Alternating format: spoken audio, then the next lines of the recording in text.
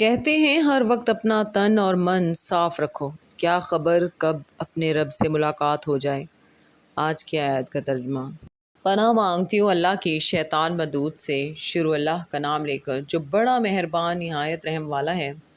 اور ابراہیم اور لوط کو اس سرزمین کی طرف بچا نکالا جس میں ہم نے اہل عالم کے لیے برکت رکھی تھی، اور ہم نے ابراہیم کو اسحاق عطا کیے اور اس کے بعد مزید یعقوب بھی، اور ہم نے سب کو نیک بنایا تھا، اور ہم نے ان کو پیشوا بنایا کہ ہمارے حکم سے ہدایت کرتے تھے، اور ان کو نیک کام کرنے اور نماز پڑھنے اور زکوٰۃ دینے کا حکم بھیجا، اور وہ ہماری ہی عبادت کیا کرتے تھے۔